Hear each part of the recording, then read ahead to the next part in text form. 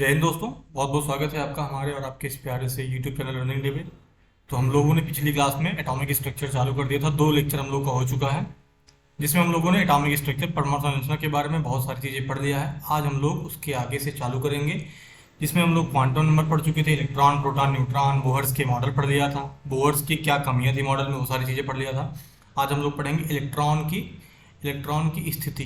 क्या पढ़ेंगे? इलेक्ट्रॉन की स्थिति के बारे में हम लोग पढ़ेंगे। ठीक है, इलेक्ट्रॉन की स्थिति के बारे में जानकारी कैसे जानकारी पता करेंगे? क्वांटम संख्याओं द्वारा। ठीक है, तो सबसे पहले क्वांटम संख्या हम लोगों ने क्या पढ़ा था? मुख्य क्वांटम संख्या, जिसको हम लोग जानते हैं प्रिंसिपल क्वांटम नंबर के माध्यम से।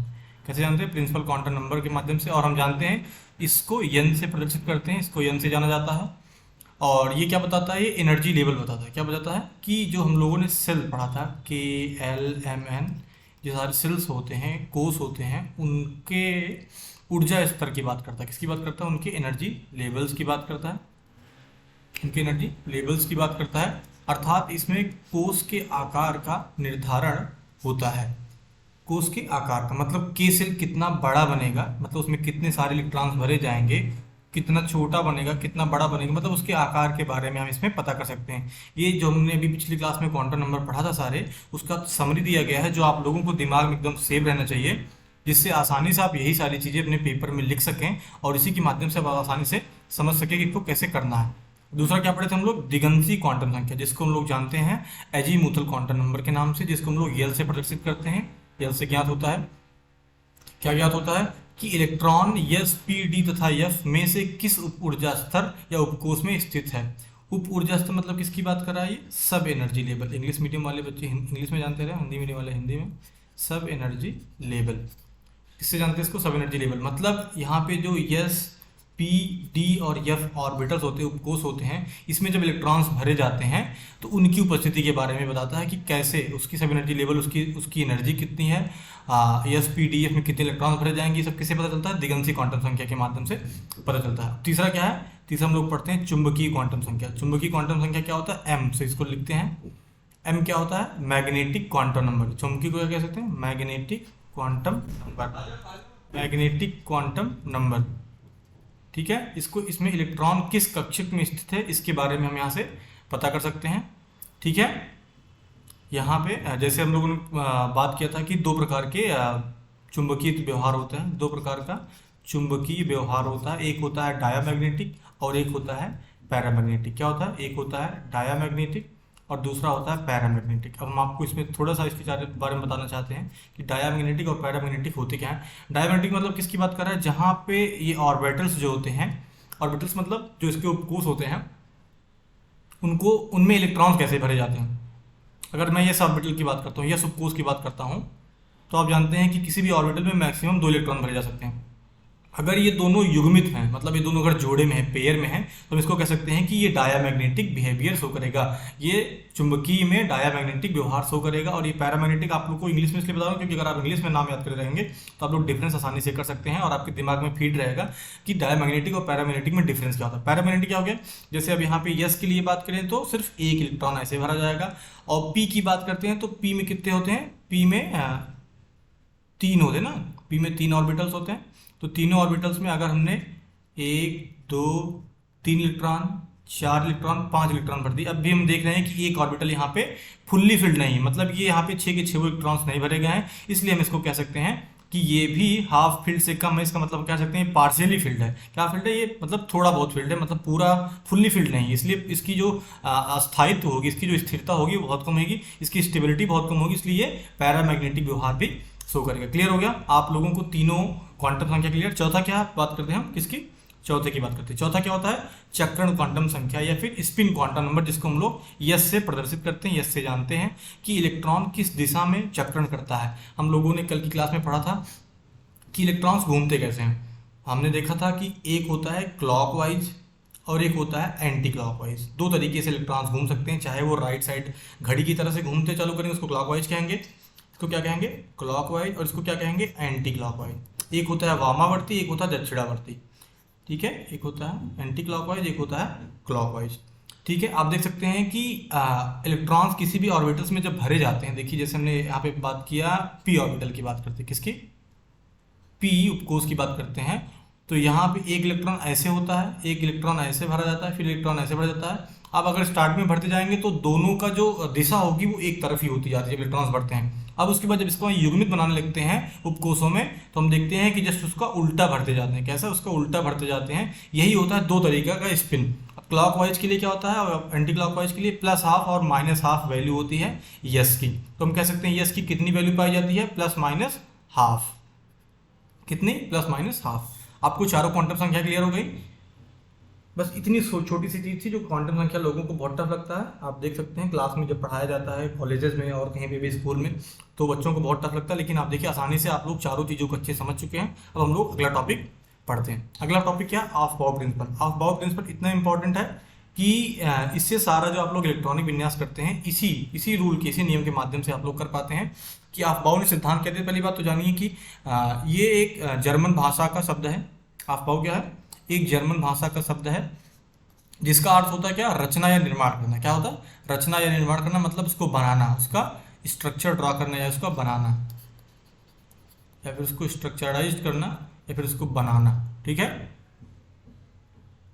इस नियम के अनुसार क्या है, इस नियम कहता क्या है, अफबाउ का सिद्धांत कहता क्या है कि विभिन्न कक्षा में इलेक्ट्रॉनों का प्रवेश उनकी उपकोषों की ऊर्जा की वृद्धि के क्रमानुसार होता है और इलेक्ट्रॉन एक एक करके ऊर्जा के बढ़ते हुए क्रम में वाले उपकक्षों में प्रवेश पाते हैं। मतलब ये कहना चाह रहे हैं कि आप लोगों ने अभी तक देखा होगा पॉलिटेक्निक की एंट्रेंस एग्जाम में जब आपने प्रिपरेशन की थी तो आपने देखा था कि इलेक्ट्रॉन्स भरे जाते हैं। सबसे पहले हम किस में भरते हैं, 1s में भरते हैं, फिर 2s में भरते हैं, फिर 2p में भरते हैं, फिर उसके बाद 3s में भरते हैं, फिर 3p में भरते हैं, फिर उसके बाद 4s में भरते हैं, फिर 3d में भरते हैं। अब आप देखिए यहाँ पे हमने 1s में ही क्यों पहले भरा, हमने 2s में ही क्यों पहले भरा 2p से, हम चाहते तो 2p को पहले भर सकते थे। तो यही नियम बताता है कि इलेक्ट्रॉनों का प्रवेश कैसे होगा। अब यहाँ पे देख सकते हैं कि जो यहाँ पे s p d f है ये सारे उपकोष होते हैं, तो इनके पास क्या होता है, अपना सब एनर्जी लेवल होता है। क्या होता है, इनके पास सब एनर्जी लेवल होता है। क्या होता है, इनके उपकोषों में अपनी एक ऊर्जा होती है, उसी के हिसाब से जैसे जैसे एनर्जी बढ़ती जाएगी ऑर्बिटल्स के उपकोषों की, उसी हिसाब से इलेक्ट्रॉन्स ऐसे ही मूव करते चले जाएंगे, ऐसे ही बढ़ते हम यहाँ से यहाँ तक चले जाएंगे। जस्ट अगले स्लाइड पे आप देख सकते हैं कि इसका ऑर्डर क्या होता है, जो मैं आप लोगों से आशा करता हूँ आप लोग बिल्कुल नोट करिए अपनी कॉपी में और इसको बार बार रटने की कोशिश करिए। क्या करिए, आप इसको रटने की कोशिश करिए, याद करने की कोशिश करिए। अब इसको हम लोग क्या सब एनर्जी लेवल क्या कहते हैं, उप ऊर्जा स्तर। ये किस में आता है उप ऊर्जा स्तर, आप लोगों ने अभी पढ़ा था, किस में आता है, दिगंसी क्वांटम संख्या में आता है। किस में आता है, दिगंसी एजीमुथल क्वांटम नंबर।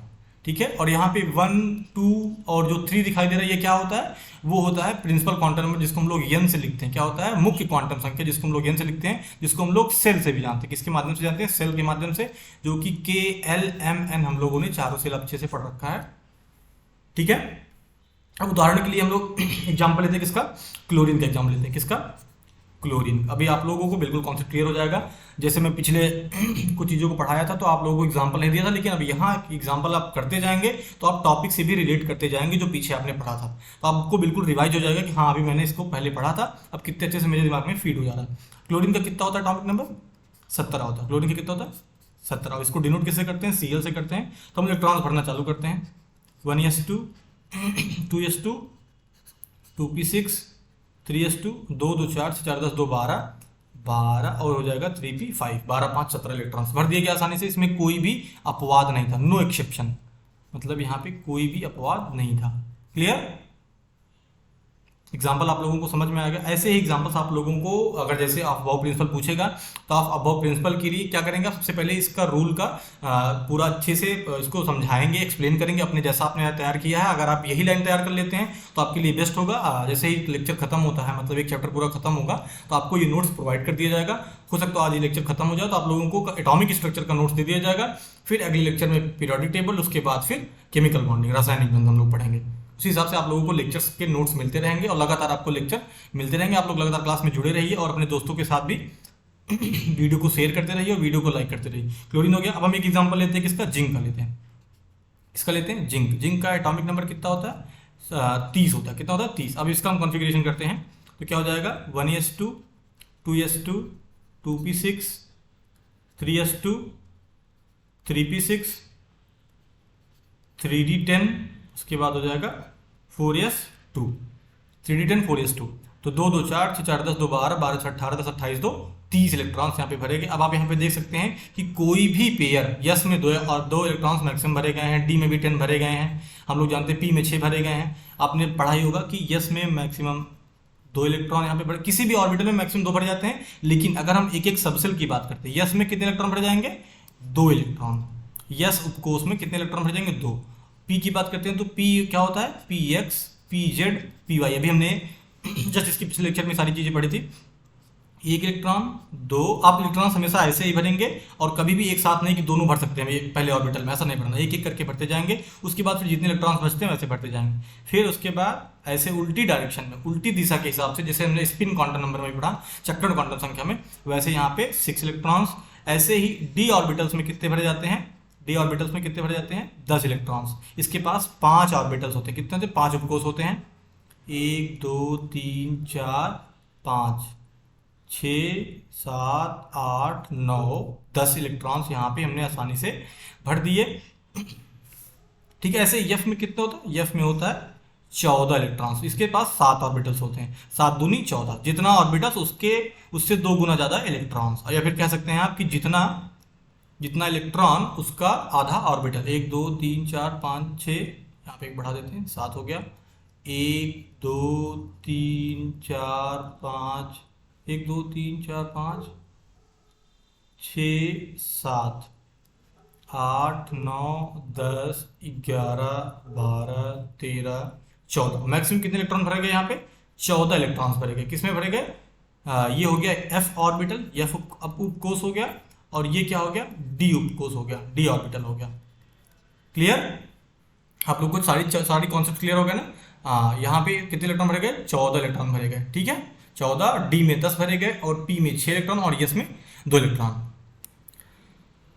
आप कॉन्फ़िगरेशन में आसानी से देख सकते हैं कि यहाँ पे इलेक्ट्रॉन्स कैसे भरे गए। पी में 6, यस में 2, डी में 10। अब हम लोग अगला टॉपिक पढ़ते हैं। अगला क्या है? कॉन्फ़िगरेशन में जो एनर्जी डायग्राम यहाँ पे बनाया गया है, आप देख सकते हैं कि ऐसे ही इलेक्ट्रॉन्स इसमें भरे जाते हैं। ठीक है,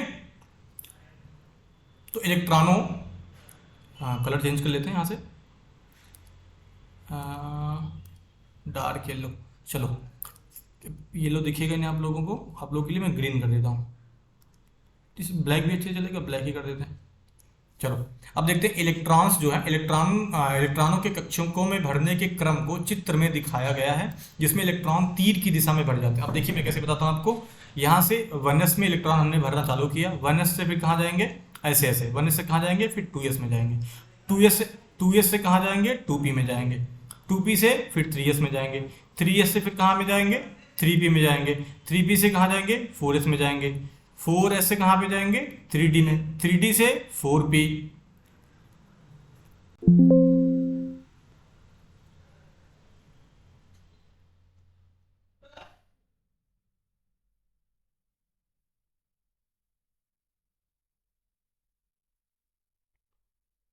फिर उसके बाद 4p से कहाँ पे जाएंगे? 4p से जाएंगे 5s में। 5s से कहाँ पे जाएंगे? 5s से 4d में। 4d से 5p, 5p से 6x, 6s से 4f, 4f से 5d, 5d से 6p, 6p से 7s। मतलब मैक्सिमम आपको इतने इलेक्ट्रॉन्स भरने हैं। उसके बाद फिर 5 है, 5f से 6d, 6d से 7p। मतलब आपका ऑर्डर जो होगा ऐसे ही होना है। ठीक है, 1s 2s 2p, 2p के बाद 3s, 3s के बाद 3p, 3p के बाद 4s, 4s के पास 3d। आप ऐसे जैसे इस पिछले पेज में आपको दिखाया गया वही ऑर्डर वहां पे लिख रखा है, बस आपको याद करने के तरीके के लिए आप लोगों को ऐसे बता रखा है। क्लियर? कॉन्सेप्ट क्लियर हो गया आप लोगों का? अब हम लोग आगे क्या पढ़ेंगे? आगे पढ़ेंगे अफबाउ नियम के 2-3 अपवाद पढ़ेंगे। क्या पढ़ेंगे? एक्सेप्शंस पढ़ेंगे कि दिक्कतें कहाँ कहाँ पे आती हैं। ठीक है, अब क्या पढ़ेंगे? हम अपवाद पढ़ेंगे।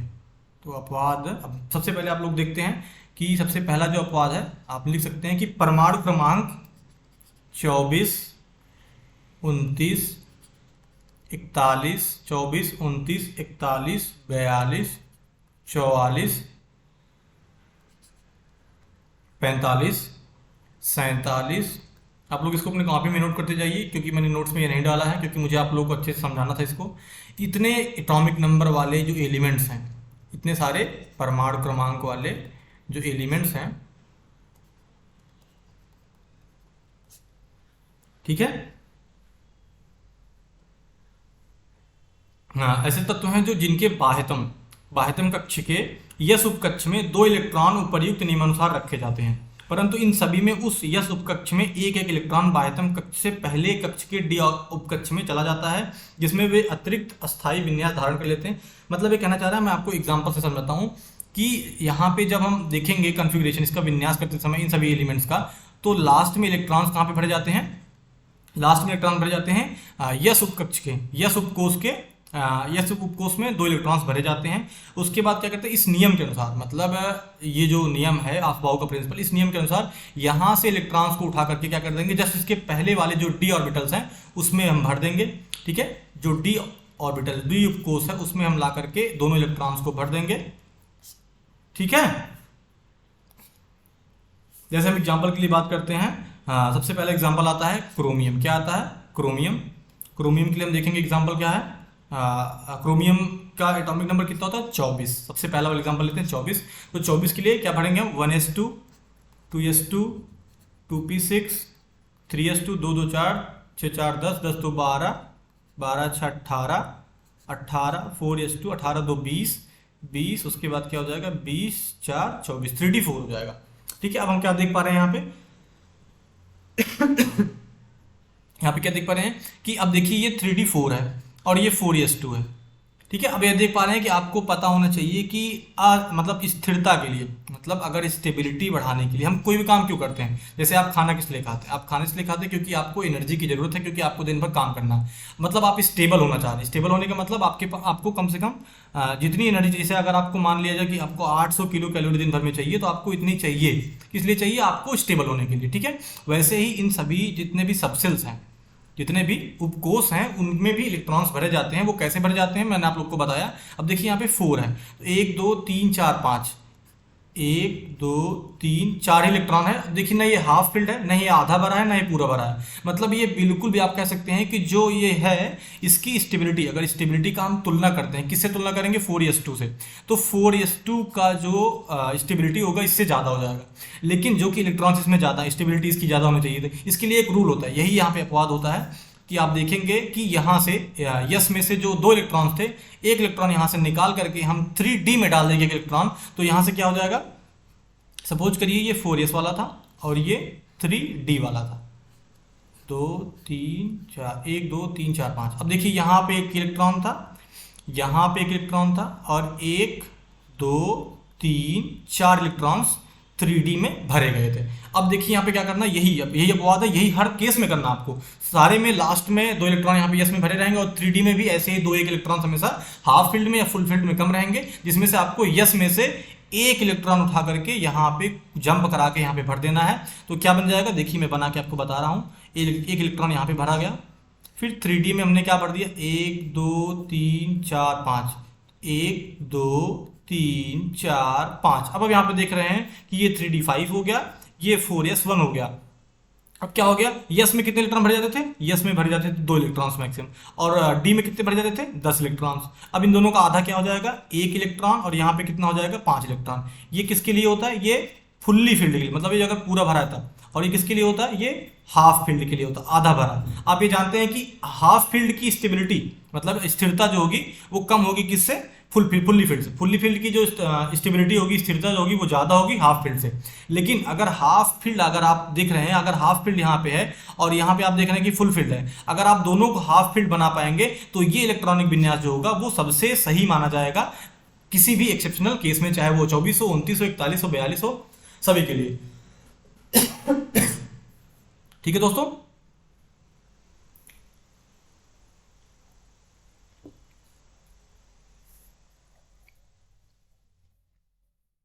क्लियर हो गया।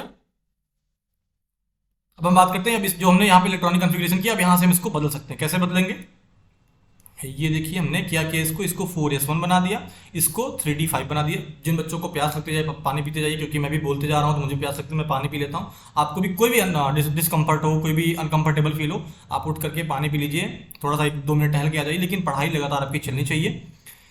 ठीक है, जहाँ से आप देख रहे थे वहीं से रिज्यूम कर लीजिएगा फिर से। तो समझ में आ गया आप लोग को, क्लियर हो गया, 24 वाला क्लियर हो गया। अब एक एग्जांपल मैं आपको और दे देता हूँ, उसके बाद फिर 29 वाला, किसका देता हूँ, 29 का।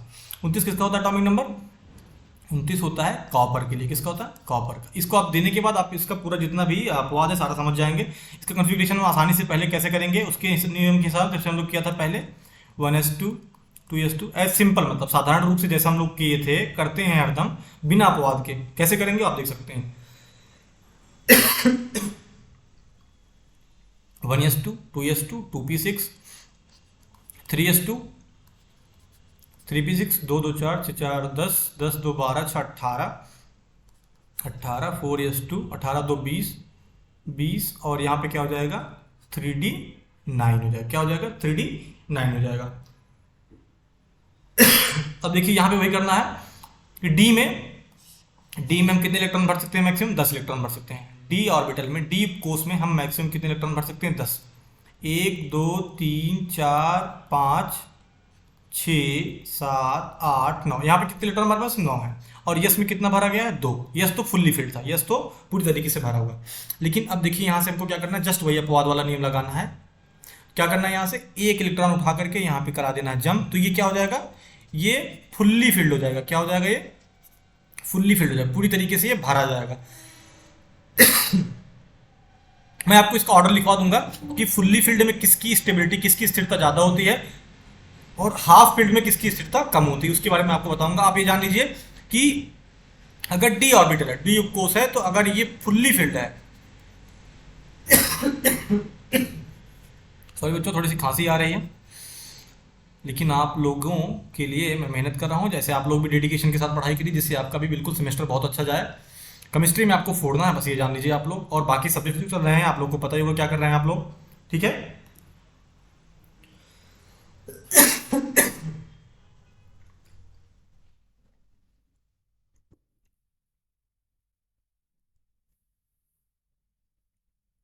क्या कहाँ थे हम लोग? डी ऑर्बिटल्स जो है वो फुल्ली फिल्ड जो होंगे वो यस ऑर्बिटल फुल्ली फील्ड से ज़्यादा स्टेबल होंगे। यस ऑर्बिटल फुल्ली फील्ड से ज़्यादा स्टेबल होंगे डी वाले। वैसे इससे ज़्यादा क्या होगा? एफ वाला होगा। मैं आपको ऑर्डर कल अच्छे से लिखवा देता हूँ जिससे आप लोग इसको नोट कर लीजिए और अपने फ्यूचर रेफरेंस के लिए हमेशा याद रखिए कि इसको कैसे करा जाएगा। तो एक इलेक्ट्रॉन यहाँ से लिया हमने, उसके बाद क्या किया? इसको यहाँ से इरेज किया और उसके बाद यहाँ पे ला करके हमने चिपका दिया। तो ये क्या हो गया? ये फुल्ली फिल्ड हो गया, पूरा भर गया। ये क्या हो गया? ये भी हाफ फिल्ड हो गया। मतलब हम कह सकते हैं कि एक इलेक्ट्रॉन को यहाँ से ले जा करके यहाँ पे शिफ्ट करने पर ये भी स्टेबल हो गया और ये भी स्टेबल हो गया। कितनी अच्छी चीज देखिए बताया था आप बहुत प्रिंसिपल ने कि ये फुल्ली फिल्ड हो गया, ये हाफ फिल्ड हो गया, मतलब दोनों स्टेबल हो गए। जबकि यहाँ पे जब ये फुल्ली फिल्ड था तो सिर्फ एक ही स्टेबल था, ये एकदम अनस्टेबल था, क्योंकि न ये हाफ फिल्ड था न ये फुल्ली फिल्ड था, न ये आधा भरा हुआ था न ये पूरा भरा हुआ था। आप लोगों को कॉन्सेप्ट क्लियर हो गया? अब यहाँ से क्या करना हमको? यहाँ से बस हमको यहाँ से इसको इरेज करना है, 4s1 कर देना है और यहाँ पे 3d10 कर देना है। यही आपका कॉन्फ़िगरेशन है जिसको आप लोगों को दो एग्जांपल से आप लोगों को अच्छे से समझ में आ गया होगा। अब हम दूसरे अपवाद की बात करते हैं। किसके? अपवाद number 2, exception number 2। Exception number 2 क्या? परमाणु क्रमांक 46 वाले तत्व के बाह्यतम कक्ष के दोनों इलेक्ट्रॉन उससे पहले कक्ष के डी उप कक्ष में चले जाते हैं। मतलब ये कहना चाह रहा है कि जो एक पैलेडियम होता है, क्या होता है? एक पैलेडियम एक एलिमेंट होता है जिसका एटॉमिक नंबर कितना होता है? 46 होता है। क्या होता है? 46 होता है। इसका अगर हम सिंपल कॉन्फ़िगरेशन करेंगे तो क्या होगा? 1s2 2s2 2p6 3s2 3p6 और 3p6 4s2 3d10 4s2 3d10, उसके बाद फिर 5s2 फिर उसके बाद हो जाएगा यहाँ से 4d8। नॉर्मल ऐसे हमने भरा। कैसे भरा? 2 2 4 6 4 10 2 12 6 18 2 20 10 30 2 32 8 40 40। अच्छा 46 होना चाहिए ना, 4d8 है। एक बार फिर से कहते हैं 2 2 4 6 4 10 2 12 12 6 18 18 2 20 20 10 30 30 2 32 32 8 40 40 ही हो रहा है, कुछ मिस हो गया। हाँ 1s2 2p6 3s2 3p6 3d8 4s2, अच्छा 4p मिस हुआ। क्या हुआ? 4p मिस हुआ, 4p6 कर लीजिए यहाँ पे, 3d के बाद 4p आएगा ना, ठीक है। अच्छा 4p पहले आना चाहिए, तो इसको फिर से बना दे रहे हैं हम लोग, 4p पहले आएगा, ठीक है। थोड़ा बहुत आपसे भी, आप लोगों से भी रिक्वेस्ट है कि आप लोग बिल्कुल ध्यान देते रहिए। जैसा भी हमने ऑफ बाउ में वो सारा वो टेबल पढ़ा था कैसे इलेक्ट्रॉन बढ़ते हैं, वैसे ही मैं भर रहा हूँ। 1s2 2s2 2p6 3s2 3p5 3p6 4s2 4s2 के बाद 4p6। अब 4p6 के बाद क्या आ जाएगा, 4p6 के बाद आ जाएगा 3d 10 आ जाएगा। अब उसके बाद क्या आ जाएगा, 3d10 के बाद क्या आ जाएगा, 3d10 के बाद क्या आ जाएगा 5s2 क्या आ जाएगा 5s2 और आ जाएगा यहाँ पे 4d8 आ जाएगा। क्या आ जाएगा 4d8 आ जाएगा। ये कॉन्फ़िगरेशन के हिसाब से भर दिया और ये क्या हुआ, ये अनस्टेबल हुआ। ठीक है, क्या हुआ, ये अस्थिर हुआ क्योंकि ये गलत हो गया। अब हम देख सकते हैं इसके लिए क्या करना है, यही जो यहाँ पे जो यस में सबसे अंतिम इलेक्ट्रॉन किस में जाएगा 5 में ही जाएगा। ठीक है, आप जानते हैं कि सेल बढ़ रहा है ना, सेल का मतलब कोष बढ़ रहा है। आप देखेंगे 1 फिर 2 फिर 3 फिर 4 फिर 5 में भरा गया। सबसे अंत इलेक्ट्रॉन सबसे अंतिम वाला इलेक्ट्रॉन किस में जाएगा, 5th वाले सेल में जा रहा है। किस में जा रहा है, 5th वाले सेल में जा रहा है। ठीक है, n इक्वल्स टू 5th में जा रहा है। दोनों इलेक्ट्रॉन इसमें गया 5th में गया। अब ये नियम क्या कहता है कि यहां से ये दोनों इलेक्ट्रॉन उठा करके 4d में डाल देना है, जिससे ये फुल्ली स्टेबल हो जाए। क्या हो जाए, फुल्ली फिल्ड हो जाए। मतलब ये कहना चाह रहे हैं कि 5s में 2 इलेक्ट्रॉन भरे गए हैं और 4d में, ये 5s था और ये 4d में 1 2 3 4 कितने इलेक्ट्रॉन भरे गए 8। 1 2 3 4 5 6 7 8। मैं आप लोग को ड्रॉ करके इसलिए बता रहा हूं जिससे आप लोगों के दिमाग में एकदम सेव हो जाए। अब देखिए यहां से दोनों इलेक्ट्रॉन उठाने हैं और एक यहां पे डालना है और एक यहां पे डालना है। तो ये क्या बन जाएगा, 5s तो एकदम खाली हो गया। 4d में क्या हो जाएगा, 4d में 1 2 3 4 मस्त भर देंगे हम 10 के 10 इलेक्ट्रॉन्स, पूरा फुल्ली फिल्ड हो जाएगा और ये स्टेबल ज़्यादा हो जाएगा, इसकी स्थिरता ज़्यादा हो जाएगी इसके पिछले वाले कंपेरिजन से, इसके पिछले वाले कॉन्फ़िगरेशन से, इसके पिछले वाले विन्यास। अब देखिए हमने क्या किया, यहाँ से 5s का 2 हटाया, 4d का 8 हटाया, यहाँ पे कर दिया 4d 10 और यहाँ पे हो गया 5s 0। तो ये मोस्ट स्टेबल कॉन्फ़िगरेशन हो गया। ये दो के दोनों अपवाद यहाँ पे हो गए। अब मैं आप लोगों को तीसरा अपवाद बताता हूँ। क्या तीसरा अपवाद बताता हूँ, तीसरा अपवाद आप लोग जस्ट ये एग्जाम्पल में मिटा रहा हूँ कॉपर वाला, यहाँ पे आप लोग लिख लीजिए। ठीक है, अब तो मैंने एक एग्जाम्पल पिछले समझाया था आप लोगों को क्रोमियम का, ये कॉपर का था। क्लियर हो गया, आप समझ में आ रहा है ना आप लोग सारी चीजें, कि आपको बस यही देखना है कि इस जितने भी अपवाद हैं कि फुल्ली फिल्ड और हाफ फिल्ड, मतलब इलेक्ट्रॉन्स कैसे स्टेबल किसी भी ऑर्बिटल किसी भी उपकोष में जाने के बाद उस कॉन्फ़िगरेशन को, उस एलिमेंट के इलेक्ट्रॉनिक विन्यास को कितना ज़्यादा स्टेबल बना पाएंगे, कितना ज़्यादा स्थिर बना पाएंगे, उसके बारे में हमारा मेन लक्ष्य यही होता है। वही आप भाव ने भी बताया था कि एनर्जी के हिसाब से, बढ़ते हुए एनर्जी क्रम के हिसाब से ही हम उसमें भरते हैं इलेक्ट्रॉन्स। तो यहाँ पे हमने क्या देखा कि 5s से अगर 2 इलेक्ट्रॉन उठा करके हम 4d में डाल देंगे तो इसकी जो स्थिरता होगी, इसकी जो स्टेबिलिटी होगी वो ज़्यादा हो जाएगी किससे, यस वाले से। ठीक है, अब हम तीसरा उपवाद देखते हैं। तीसरा उपवाद क्या है, एफ ब्लॉक के तत्वों के इलेक्ट्रॉनिक विन्यास उपयुक्त नियम पर आधारित नहीं होते। मतलब ये कह रहा है एफ ब्लॉक के जितने भी एलिमेंट्स हैं, एफ ब्लॉक के सारे एलिमेंट्स इस नियम के अनुसार नहीं, इस नियम का पालन नहीं करते हैं। ये याद कर लीजिए आप लोग, इस नियम का पालन नहीं करते। क्लियर, नहीं करते।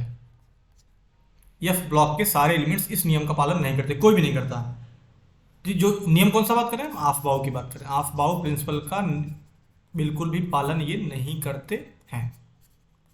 क्लियर, चलिए अब हम पढ़ते हैं पाउली के अपवर्जन सिद्धांत को पढ़ते हैं। किसको पढ़ते हैं, पाउली के अपवर्जन सिद्धांत को पढ़ते हैं। आप लोगों को सारे टॉपिक्स क्लियर हो रहे हैं, अच्छे समझ में आ रहा है, मजा आ रहा है तो एक बार थम्स अप करते जाइए, वीडियो को लाइक कर दीजिए, दोस्तों के साथ शेयर करते रहिए।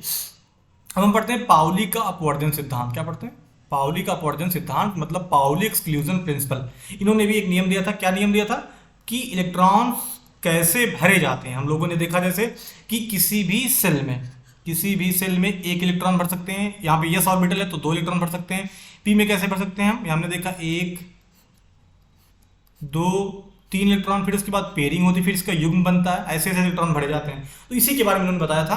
क्या बताया था, इस सिद्धांत के अनुसार किसी परमाणु के किन्हीं 2 इलेक्ट्रॉनों के लिए चारों क्वांटम संख्याओं के मान समान नहीं होते। पहले ये याद कर लीजिए कि n l m s किसी भी परमाणु किसी भी एटम के लिए इन चारों की जो वैल्यू है वो कभी भी सेम नहीं हो सकती। 3 सेम हो सकता है, 2 सेम हो सकता है, लेकिन कभी भी इन चारों की वैल्यू सेम नहीं होगी। इन सभी की चारों की वैल्यूज अलग अलग होंगी, कोई 0 हो जाएगा तो कोई 1 हो जाएगा, ऐसे ही सारी वैल्यूज अलग अलग होंगी। देखिए यहाँ पे लिखा है यदि किसी परमाणु हुए किन्हीं दो इलेक्ट्रॉनों के लिए n, l तथा m के परस्पर मान समान हो भी जाएं तो भी उसके लिए यस का मान निश्चित रूप से भिन्न होगा। समझ गए? मतलब अगर एन एल एम तीनों सेम हो गया तब भी यस की वैल्यू से डिफरेंट हो जाएगी। अगर मान लिया हमने यस एम सेम हुआ तब भी एन और एल फिर एक आध उसमें से अलग हो ही जाएगा। मतलब ये कहना चाह रहे हैं कि इस स्थिति में प्रथम इलेक्ट्रॉन के लिए यस का मान +½ हो जाएगा और दूसरे इलेक्ट्रॉन के लिए यह मान -½ हो जाएगा। उदाहरण रूप में मैं समझाता हूँ आपको। यहाँ पे देखिए ये कहना चाह रहे हैं, जैसे मैंने कोई एलिमेंट लिया, जैसे हमने भी क्या पढ़ा था, क्लोरीन का एग्जाम्पल लिया था। किसका? क्लोरीन का एग्जाम्पल लिया था। यहाँ पे हमने कैसे एग्जाम्पल लिया? 1s2 2s2 2p6 3s2 2 2 4 6 4 10 2 12 12 5 17 3p5। ठीक है, यस में कितने इलेक्ट्रॉन भरे गए? 2 इलेक्ट्रॉन भरे गए। और पी में कितने भरे गए थे? पी में भरे गए 5 इलेक्ट्रॉन। 1 2 3 4 5 इलेक्ट्रॉन भरे गए। ठीक है, अब यहाँ पे देख रहे हैं कि एक दूसरे की जो स्पिन है वो क्या है? उल्टी है। क्या है? मतलब मतलब दोनों का जो चक्रण हो रहा है वो अलग अलग दिशाओं में हो रहा है। एक तो क्लॉकवाइज होगा, एक एंटी क्लॉकवाइज होगा। एक के लिए +½ वैल्यू हो जाएगी, एक के लिए -½ वैल्यू हो जाएगी। यही ये कहना चाह रहे हैं। देखिए उल्टी स्पिन के लिए -½ और सीधी स्पिन के लिए +½ हो जाएगा। तो दोनों की दिशाओं में परिवर्तन। मतलब अगर हम कह रहे हैं कि यहाँ पे एन एल और एम, मान लेते हैं कि क्लोरीन में एन एल एम और एम सबसे एन कहाँ से पता चलता है? यहाँ से पता चलता है। ठीक है, और यल कहाँ से पता चलता है? यहाँ से। देखिए कैसे, जैसे यहाँ पे हमको सपोज करो 3p5 दिया है। अब मैं इसकी एग्जांपल लेकर आपको समझाता हूँ। तो 3 यहाँ पे क्या हो गया? यहाँ पे n की वैल्यू हो गई 3 और यल की वैल्यू कैसे हमने बताया था कि यल इक्वल्स टू 0 1 2 3। 0 किसके लिए था? यस। 1 किसके लिए था? p। 2 d के लिए, 3 f के लिए। तो p के लिए क्या हो जाएगा? 1। यल की वैल्यू कितनी हो जाएगी? यहाँ पे यल की वैल्यू हो जाएगी 1। ठीक है, और बाकी सारी वैल्यूज एन और एल के माध्यम से आप लोग निकाल ही सकते हैं। जो मैंने रिलेशन आप लोगों को पिछले वाले क्लास में आप लोगों को बताया था। रिलेशन क्या हो जाता है? 2n² हो जाएगा, उसके लिए n+1 हो जाएगा। वही सारी वैल्यूज आपको रख रख के m की वैल्यू और यहाँ से निकाल सकते हैं। सिर्फ आपको यह भी कैलकुलेट करना होगा जिसमें आप लोगों को n और l निकाल लिए। जैसे ही आप कन्फिग्रेशन जैसे करेंगे तो आप यहाँ से विन्यास करते समय आप n और l की वैल्यू तुरंत मिल जाएगी। n और l की वैल्यू मिलते ही आपको तुरंत क्या कर लेना, m का फॉर्मूला लगा करके 2n² से आप उसको निकाल सकते हैं आसानी से। क्लियर? ये पाउली का एक्सक्लूजन सिद्धांत था कि दोनों जो इलेक्ट्रॉन्स भरे जाएंगे, क्या बोला इन्होंने? सॉरी बच्चों, एन एल और एम अगर इन तीनों की वैल्यू सेम हो जाती है तो हम कहें किसी भी केस में, तो यहाँ पे यस की वैल्यू सेम नहीं होगी। ठीक है, वो एक +½ होगा और एक -½ होगा दोनों इलेक्ट्रॉन्स के लिए जो वहां पे भरे जाते हैं यस उपकोष में। पाउली का अपवर्जन सिद्धांत क्लियर हो गया आप लोगों को?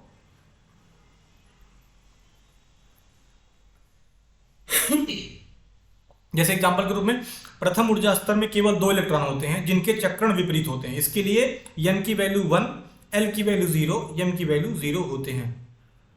प्रथम एनर्जी लेवल की बात, किसकी बात कर रहा है? इसकी बात कर रहा है, के सेल की बात कर रहा है। किसकी? के सेल की बात कर। देखिए आप के सेल की बात कर रहा है तो यहाँ पे उपकोषों की संख्या कितनी होगी? 1s1 होगी। कक्षकों की संख्या कितनी हो जाएगी? 1। देखिए यहाँ पे n की वैल्यू कितनी थी? 1 हो जाएगी। तो कक्षकों की संख्या कितनी हो जाएगी? n² हो जाएगी। तो 1 की वैल्यू यहाँ पे स्क्वायर करेंगे तो ये 1 ही आ जाएगा। ठीक है, लेकिन इलेक्ट्रॉन्स कितने भरे जा सकते हैं? देखिए ये 2n² से आप फॉर्मूला से निकाल सकते हैं कि 2 इलेक्ट्रॉन यहाँ से भरे जा सकते हैं। यल में वैसे 2s2p होता है। तो p में कितने भरे जा सकते हैं? 6। यस में कितने भरे जा सकते हैं? 2। तो 6 तो 8 इलेक्ट्रॉन मैक्सिमम। वैसे यहाँ पे 2 6 10 6 10 6 16 2 18 इलेक्ट्रॉन। वैसे 4 में के लिए 2 6 10 14 कितने हो गए? 14 10 24 24 24 6 30 30 2 32 इलेक्ट्रॉन्स मैक्सिमम यहाँ पे भरे जा सकते हैं। जैसे अब एग्जांपल ग्रुप में आप देखिए यहाँ पे मैं दे रहा हूँ आपको एग्जांपल। यहाँ पे कैसे आप देखते हैं किसी भी ग्रुप में, किसी भी समूह में कैसे इलेक्ट्रॉन्स में इनका चेंज आता है। आपको मैं उसको दिखाता हूँ। 2 8 18 से इसका चेंज कैसे आता है। सबसे पहले उदाहरण पहले ग्रुप का लेते हैं हम, एल्कली मेटल्स का। किसका लेते हैं? एल्कलाई मेटल का। हमारे लिए ना करो रब से फरियाद। ठीक है, हाइड्रोजन का कितना होता है? 1 होता है। लिथियम का कितना होता है? हाई 3 होता है। उसके बाद फिर कितना होगा? 1 3। सोडियम कितना हो जाएगा? 11। 11 के बाद कितना हो जाएगा? यहाँ पे 1 + 2 करेंगे तो कितना हो गया? 3 हो गया, 3 में प्लस 8 करेंगे तो 2 8, कितना 3 8 8 3 कितना हो गया, 11 हो गया। तो वैसे यहाँ से जब यहाँ पे जाएंगे पोटेशियम के लिए 2 8, अब यहाँ पे क्या ऐड करेंगे 18, 18 10 28 से 29 हो जाएगा, क्या हो जाएगा 29 हो जाएगा। ठीक है, ऐसे ही 2 8 18 32 से हम इलेक्ट्रॉन्स को यहाँ पे भरते चले जाएंगे बढ़ते हुए क्रम में। ठीक है, ये ऑर्डर हो गया यहाँ पे लिखी हुई वैल्यूज का। ठीक है, अब मैं आपको एग्जांपल एन और एल और एम की वैल्यू लेकर के समझाना चाह रहा हूँ जिससे आप लोग को क्लियर हो जाए सारी चीजें। देखिए, सबसे पहले हम किसका एग्जांपल लेते हैं। हमने माना कि एन की वैल्यू 1 है। एन की वैल्यू 1 मतलब किसकी बात कर रहा है, के सेल की बात कर रहा है। और एल की वैल्यू 0 ले लिया हमने, क्योंकि एन इक्वल्स टू 1 है और यहाँ पे हमने एम की वैल्यू भी 0 ले लिया। तो यस की वैल्यू प्लस हाफ भी हो सकती है इसके लिए, और यस की वैल्यू माइनस हाफ भी इसके लिए हो सकती है। तो हम कह सकते हैं, तो किसी भी ऐसा एटम जिसकी एन की वैल्यू 1 है और उन दोनों का एन और एम दोनों सेम है, उसके लिए यस की वैल्यू 2 हो सकती है, एक प्लस हाफ हो सकती है और एक माइनस हाफ हो सकती है। क्लियर हो गया।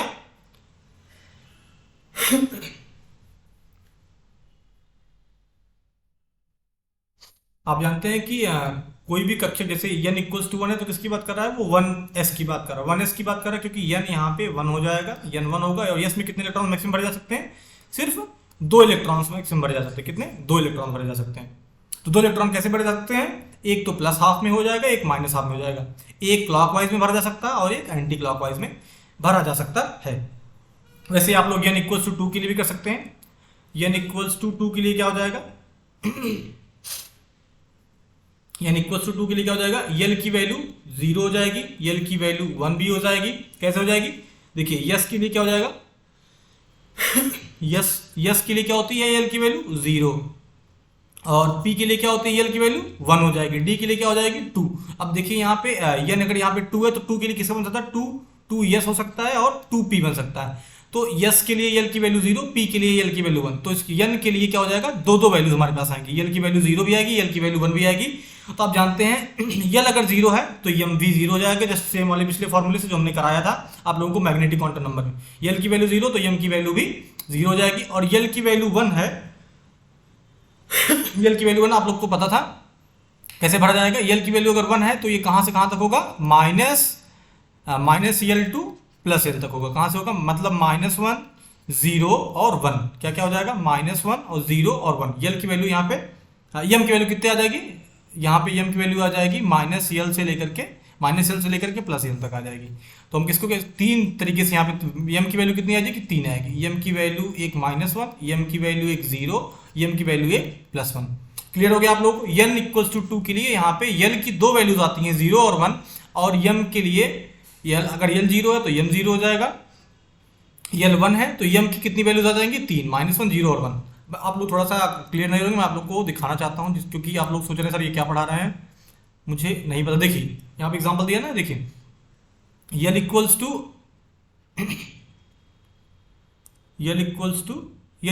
0 के लिए क्या हुआ था, यम की वैल्यू 0 थी। यल इक्वल्स टू 1 के लिए यम की वैल्यू -1 0 +1 मैंने पढ़ा रखा है, जिन बच्चों ने पिछला लेक्चर देखा होगा उसको बिल्कुल क्लियर हो गया होगा। और यल की वैल्यू अगर 2 है तो -2 से लेकर के +2 तक की जितनी वैल्यूज आएंगी उन सारों को लिखा जाएगा 0 को इंक्लूड करके, 0 को लेकर के। यल इक्वल्स टू 3 के लिए ये सारी वैल्यूज। क्लियर। ये किसमें पढ़ा था हमने, चुंबकीय क्वांटम संख्या में हम लोगों ने इसको पढ़ा था। क्लियर। अब हम लोग अफबाउ प्रिंसिपल पढ़ लिए, हम लोग पाउली का एक्सक्लूजन प्रिंसिपल पढ़ लिए, पाउली का अपवर्जन सिद्धांत भी पढ़ लिए। अब हम पढ़ते हैं पाउली के अपवर्जन सिद्धांत का एप्लीकेशन कहाँ कहाँ पे, अपवर्जन सिद्धांत का अनुप्रयोग कहाँ कहाँ पे, मतलब इसका उपयोग कहाँ कहाँ पे होता है, अब इसके बारे में हम पढ़ते हैं। ठीक है बच्चों।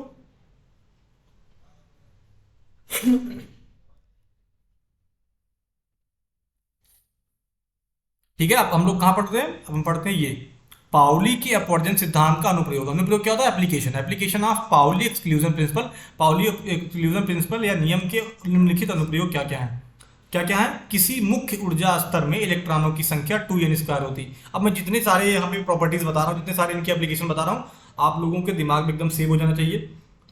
किसी मुख्य ऊर्जा स्तर में इलेक्ट्रॉनों की संख्या, मुख्य ऊर्जा स्तर किसकी बात कर रहे हैं, प्रिंसिपल क्वांटम नंबर की बात कर रहा है। प्रिंसिपल क्वांटम नंबर मतलब मुख्य क्वांटम संख्या की बात कर रहा है, मतलब ये एनर्जी लेवल की बात कर रहा है, मेन एनर्जी लेवल की बात कर रहा है। उसमें इलेक्ट्रॉनों की संख्या कितनी होगी? 2n²। मतलब आपके पास अगर n की वैल्यू आपके पास 2 दे रखी है तो यहाँ पे 2 गुणे 2 दूनी 4 रखेंगे तो कितना आ जाएगा? 4 दूनी 8 इलेक्ट्रॉन्स आप भर सकते हैं n इक्वल टू 2 में। मतलब यल सेल में KLMN, यल सेल में यल की वैल्यू, यल की जगह पे n इक्वल टू 2 जाएगा। तो यल सेल के लिए, यल कोष के लिए n की वैल्यू 2 होगी और इसके लिए नंबर ऑफ इलेक्ट्रॉन्स इसमें कितने भरे जा सकते हैं? 8 इलेक्ट्रॉन भरे जा सकते हैं। ये पहली प्रॉपर्टी। दूसरी प्रॉपर्टी क्या, दूसरा गुणधर्म क्या है एप्लीकेशन इसका? किसी मुख्य ऊर्जा स्तर में उप ऊर्जा स्तरों, उप ऊर्जा स्तर क्या हो गया? ऑर्बिटल्स की बात कर रहा है। किसकी बात कर रहा है? ऑर्बिटल्स में S, P, D और F ऑर्बिटल्स की बात कर रहा है कि कुल संख्या मुख्य ऊर्जा स्तर की मुख्य क्वांटम संख्या n के बराबर होता है। उप ऊर्जा स्तरों की कुल संख्या मुख्य ऊर्जा स्तर की मुख्य क्वांटम संख्या n की, मतलब यहाँ पे ये कहना जा रहा है, ये किससे प्रदर्शित करते थे इसको हम? यल से। जितनी यल की वैल्यू होगी उतनी ही वैल्यू n की भी होगी। जस्ट मैंने पिछले वाले लेक्चर में ये सारी चीजें आप लोग को बता रखा। तीसरा क्या है? किसी उप ऊर्जा स्तर में इलेक्ट्रॉनों की अधिकतम संख्या उस उपकोष के लिए चक्रण क्वांटम संख्या के कुल मानों के बराबर होती है। किसी उप ऊर्जा स्तरों में इलेक्ट्रॉनों की अधिकतम संख्या उस उपकोष के लिए चक्रण क्वांटम संख्या के कुल मानों के बराबर। चक्रण क्वांटम संख्या क्या हो गया? Spin quantum number.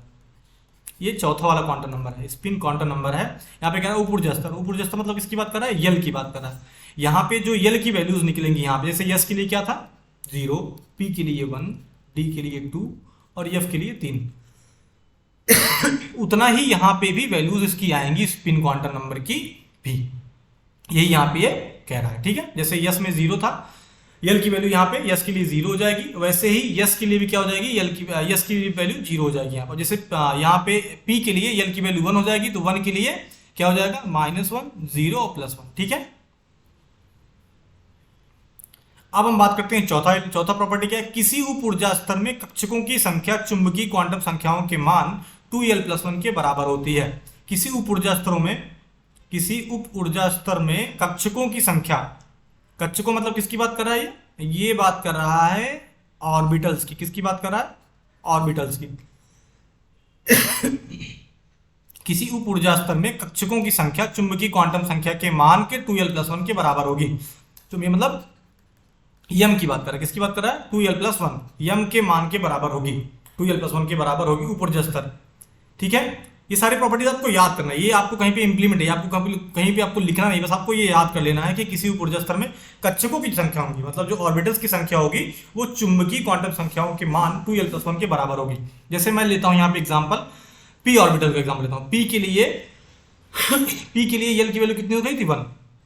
तो यहाँ पे हम इसको फॉर्मूले में रखेंगे 2 × 1+1 क्या आ जाएगा? 2 1 के 2 1 3। तो यल की कितनी वैल्यू आएंगी? 3 वैल्यू आएंगी। सॉरी, यल के लिए नहीं, यम की वैल्यू कितनी आएगी? 3 आएंगी। कैसे कैसे आएंगी? 3 कैसे आएंगी? -1, 0, 1। यही हो गया हमारी 3 वैल्यूज जो इस फॉर्मूले से हम आसानी से निकाल सकते हैं। क्लियर हो गया आप लोगों को? क्लियर। 5वां पॉइंट, किसी मुख्य ऊर्जा स्तर में कुल n² कक्षकों की संख्या होती है। किसी मुख्य ऊर्जा स्तर में मेन एनर्जी लेवल मतलब n की बात कर रहा है, कुल n² कक्षकों की संख्या होती है। n² कक्षकों की मतलब बात कर रहा है ऑर्बिटल्स की बात कर रहा है, मतलब जितने भी n की वैल्यू, जैसे n की वैल्यू 1 है, तो उसमें जो कक्षकों की रिक्वायरमेंट्स होगी, कक्षकों मतलब उसमें ऑर्बिटल्स को जो रिक्वायरमेंट होगी, जैसे यहाँ पे n = 1 है तो 1 का स्क्वायर कितना करेंगे? 1 ही आ जाएगा। तो उसमें एक ऑर्बिटल की रिक्वायरमेंट्स होती है जिसमें मैक्सिमम 2 इलेक्ट्रॉन भर सकते हैं। वैसे n = अगर हमने क्या ले लिया? n = अगर हमने ले लिया 2 तो कितना हो जाएगा? 2 दूनी 4, मतलब हमारे पास 4 ऑर्बिटल्स के रिक्वायरमेंट्स होंगी। क्लियर। अगली प्रॉपर्टी क्या है? किसी मुख्य ऊर्जा स्तर में कुल इलेक्ट्रॉनों की संख्या चक्रण क्वांटम संख्या के कुल मानों की संख्या के बराबर होती है, क्योंकि अलग अलग इलेक्ट्रॉनों हेतु उसका मान अलग अलग होता है। जैसे हमने पढ़ा था +12 और -12 की बात यहाँ पे कर रहा है कि किसी मुख्य ऊर्जा स्तर मतलब मेन एनर्जी लेवल की बात कर रहा है, मतलब ये सेल की बात कर रहा है, कोष की बात कर रहा है में कुल इलेक्ट्रॉनों की संख्या, कितने इलेक्ट्रॉन्स में भरे जाते हैं, वो चक्रण क्वांटम संख्या के कुल मानों की संख्या के बराबर होते हैं, ठीक है। एक अगला क्या है? एक कक्षक के विपरीत चक्रण के 2 इलेक्ट्रॉन होते हैं, जैसे हमने भी बात की, एक क्लॉकवाइज एक एंटी क्लॉकवाइज। मतलब जो चीजें मैंने पिछले आपको पढ़ा रखा वही सारी चीजें, आपको बिल्कुल भी कंफ्यूज होने की जरूरत यहाँ पे नहीं है, ठीक है। आप लोग एक बार इसको रीडिंग कर लीजिए, जब तक मैं इरेज कर रहा हूं तब तक आप लोग एक बार रीडिंग कर लीजिए इसका जल्दी से।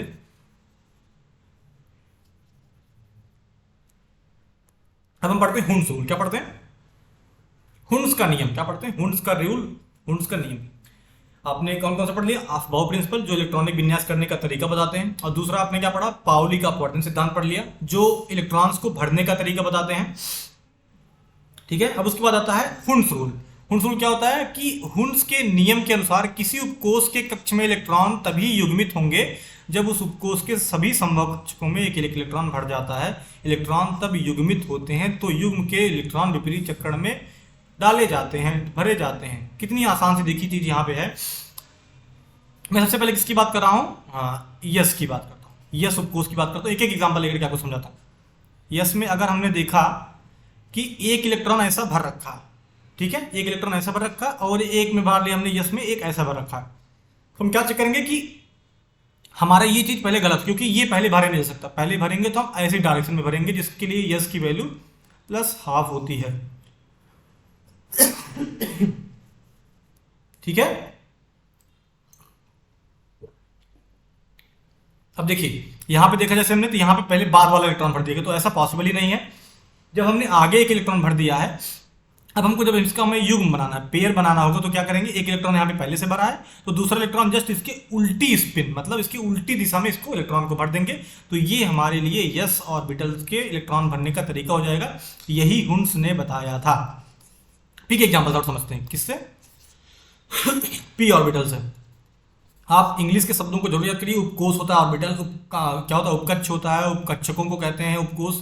ठीक है, 2-3 नाम होते हैं ऑर्बिटल्स के। और कक्ष, कोष, इसको क्या कहते हैं? सेल कहते हैं, जिसको हम लोग KLMN जानते हैं, या फिर यन, जिसको हम लोग यन से प्रदर्शित करते हैं, जिसको हम लोग प्रिंसिपल क्वांटम नंबर के माध्यम से भी जानते हैं। अब हम बात करते हैं किसकी? पी ऑर्बिटल की बात करते हैं। पी में क्या होता है? 3 ऑर्बिटल्स होते हैं जिसमें हम मैक्सिमम 6 इलेक्ट्रॉन्स भर सकते हैं। हमने इलेक्ट्रॉन विन्यास करते समय देखा था, 1 2 3। मान लिया हमने यहाँ पे 3 इलेक्ट्रॉन्स भरे हैं, इसका मतलब ये हाफ फिल्ड है, मतलब ये आधा भरा हुआ, क्योंकि मैक्सिमम 6 इलेक्ट्रॉन भर सकते हैं। 6 इलेक्ट्रॉन का आधा कितना हो जाएगा? 3 इलेक्ट्रॉन, तो 3 इलेक्ट्रॉन यहाँ पे भरे गए हैं। अब हम इसका युग्म बनाना चालू करेंगे। क्या बनाना चालू करेंगे? पेयर बनाना चालू करेंगे। कैसे पेयर बनाएंगे?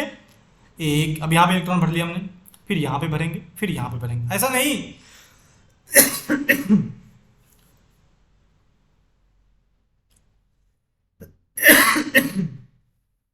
ऐसा नहीं करेंगे हम कि हमने एक साथ ही पेयर बनाना चालू कर दिया कि ये हमारे पास 3 ऑर्बिटल, हमने क्या किया, हमारे पास जैसे मान लिया हमारे पास 3p4 है, ये कॉन्फ़िगरेशन किसी में आया हुआ है, 1 2 3 4, ऐसा हम कभी नहीं भरेंगे, ये हो जाएगा हमारा गलत। 3p4 कैसे भरेंगे? ऐसे भरेंगे। देखिए 1 2 बना दिया हमने, 1 2 3, चौथा इलेक्ट्रॉन कहाँ डालेंगे? यहाँ पे डालेंगे। मतलब सिर्फ यहाँ पे एक पेयर बनेगा। कितना बनेगा? एक पेयर, जबकि यहाँ पे हम देख रहे थे 2 पेयर बनेगा, और यहाँ पे एकदम खाली, इसलिए ये गलत हो जाएगा और ये सही हो जाएगा। क्लियर हो गया?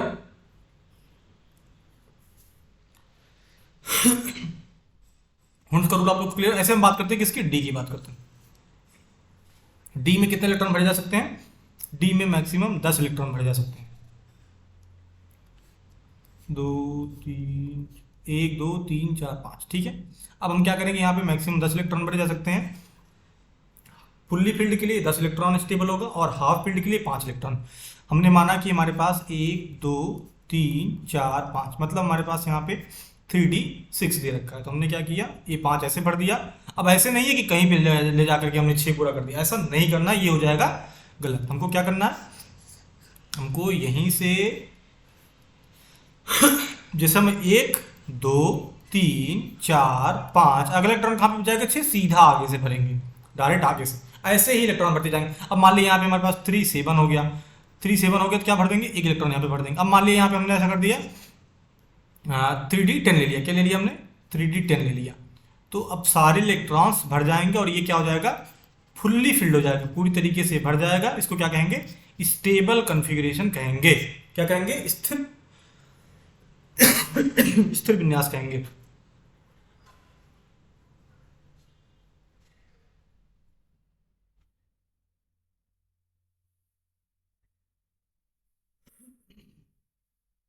चलिए, हुंस रूल क्लियर हो गया आप लोगों को? हुंस रूल में मैंने आप लोगों को सारी चीजें पढ़ा दिया है। अब हुंस रूल के बाद आता है, हुंस रूल के बाद आता है बोर-बरी का नियम। किसका नियम आता है? बोर-बरी का नियम आता है। बोरबरी के नियम में हमने 2-3 चीजें पढ़ रखी हैं जो आप लोग को बताते हैं, वो आप लोग नोट करते जाइए। सबसे पहला नियम क्या है? सबसे पहला नियम, परमाणु की किसी कक्षा में अधिकतम इलेक्ट्रॉनों की संख्या कितनी होती है? परमाणु के किसी कक्षा में, सब कक्षा मतलब किसकी बात कर रहा है? यन की बात कर रहा है। यन क्या होते हैं? कक्षा होते हैं। यन की किसी भी वैल्यू के लिए मैक्सिमम नंबर ऑफ इलेक्ट्रॉन्स, किसी भी ऑर्बिटल में इलेक्ट्रॉन्स कितने मैक्सिमम भरे जा सकते हैं, वो होता है 2n²। मतलब अगर हम यल कोस की बात करें तो इसके लिए यन की वैल्यू कितनी हो जाएगी? 2 हो जाएगी। तो इसमें यल में कितने इलेक्ट्रॉन भरे जा सकते हैं? 2 गुणे 2 का स्क्वायर, 2 दूनी 4 दूनी 8 इलेक्ट्रॉन्स मैक्सिमम भरे जा सकते हैं। किसमें? यल सेल में।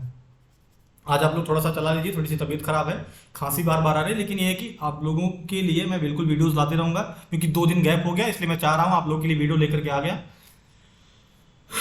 ठीक है, ये हो गया पहला बोरबरी का नियम कि यन, किसी भी यन वैल्यू के लिए उसमें मैक्सिमम इलेक्ट्रॉन्स कितने भरे जा सकते हैं? 2n²।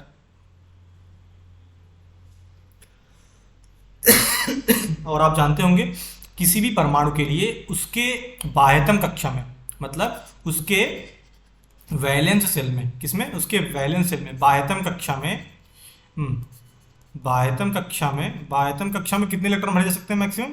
8 इलेक्ट्रॉन। कितने? 8 इलेक्ट्रॉन। ये किसने बताया था? ये ऑक्टेट रूल ने बताया था। ऑक्टेट एक नियम था। ऑक्टेट रूल से हम लोग क्या करते थे? इसमें मैक्सिमम 8 इलेक्ट्रॉन भर सकते हैं किसी भी एटम के बाह्यतम कक्षा में। अधिकतम कितने इलेक्ट्रॉन्स? 8 इलेक्ट्रॉन्स ही भरे जा सकते हैं। क्लियर? 8 इलेक्ट्रॉन से ज्यादा नहीं हो सकते। बाह्यतम से पूर्व की कक्षा में इलेक्ट्रॉन से भी अधिक नहीं हो सकते। और तीसरा क्या था कि बाह्यतम, जैसे अगर मान लिया हमने बाह्यतम में यहाँ पे सपोज कर लिया हमने कि उदाहरण ले लिया हमने किसका, ले लेते हैं क्लोरीन का एग्जांपल। किसे लेते हैं? क्लोरीन का। कितना होता है? 2 8। कन्फिग्रेशन करने के बाद ज़्यादा समझ में आता है। आप कन्फिग्रेशन जितनी बार करेंगे तो क्लियर हो जाएगा। 1s2 2s2 2p6 3s2 2 2 4 4 10 2 12 12 5 17। ठीक है, 1 में 2 इलेक्ट्रॉन, 2 में 8 इलेक्ट्रॉन, फिर 3 में कितना हो जाएगा? 7। 2 2 4 4 10 2 12 5 17, 2 8 5 2 7, 2 8 7। कितना हो गया? 2 8 7। अब यहाँ पे हम क्या देख रहे हैं? अब देखिए, जो यहाँ पे 8 था, ठीक है, 8 है, तो हमने अगले में आसानी से 7 भर लिया। अब अगर ऐसा हो गया कि यहाँ पे हमने 2 भर दिया, यहाँ पे 18 भर दिया और यहाँ पे हमारे पास 7 ही था, ऐसा पॉसिबल ही नहीं होगा। अगर ये कॉन्फ़िगरेशन आपको कहीं पे मिलता है 2 18 7, तो ये बिल्कुल गलत हो जाएगा, क्योंकि अगर बाह्यतम कक्षा में 8 इलेक्ट्रॉन नहीं भरे हैं, तो अगर उसके पहले हमने 18 इलेक्ट्रॉन भर दिए तो ये गलत हो जाएगा। क्लियर? ये बोरबरी के तीनों नियम हो गए।